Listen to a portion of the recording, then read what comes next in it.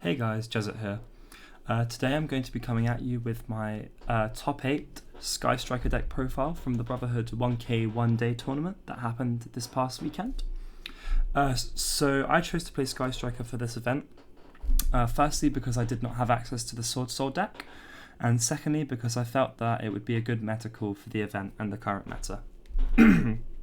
So getting into the list, we played 3 Ray and 2 Rose. I think these are pretty standard. I have seen a list playing 3, but I still think that 2 is correct. Then for hand traps, we played 3 Ash, 3 Imperm, and 3 Veiler.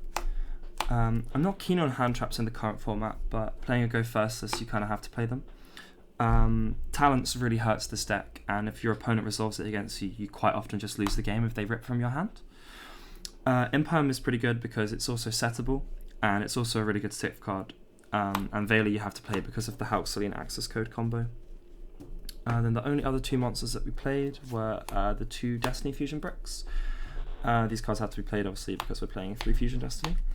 The new Destiny hero, the Destroy Phoenix Enforcer, is really good for this deck, especially in a going first build, as it provides an extra interruption in the form of a monster, whereas this deck quite often loses to back removal, which destroys your set Widow Anchors and Shark Cannons.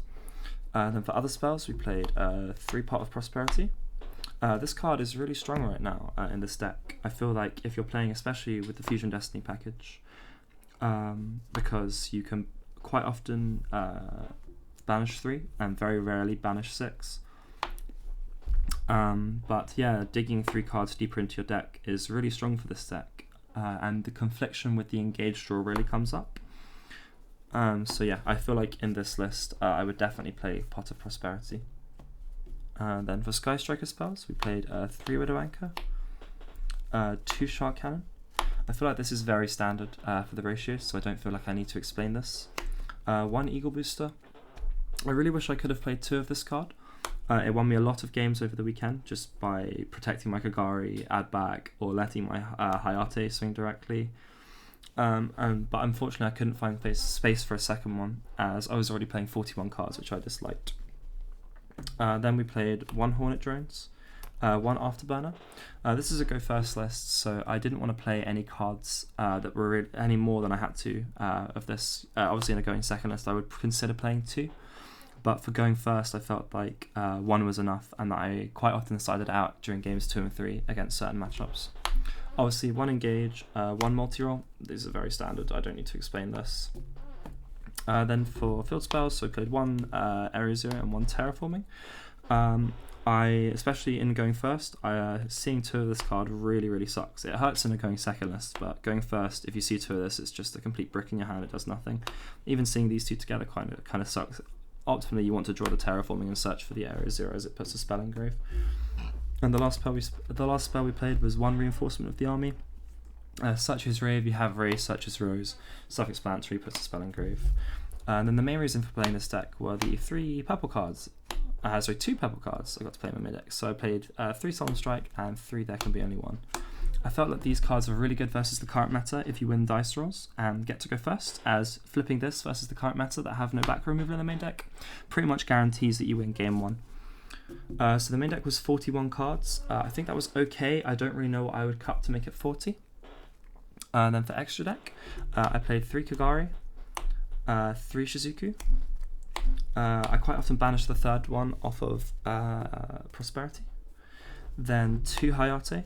Like my last list, I feel like playing 2 of this is fine, as you only need to resolve it twice to kill with access code, and the 3rd one rarely comes up. Then I played 1 Kana and 1 Zeke. This always got banished off Prosperity, and this never got banished off Prosperity because this card is insane. Being able to out a monster and then trigger Rose is really nice for this deck. Then I played Halka Fibrax Celine access code, my OTK package, and then the main reason to play this deck is 1 Predaplant Verte Anaconda and 1 Destiny Hero Destroyer Phoenix Enforcer.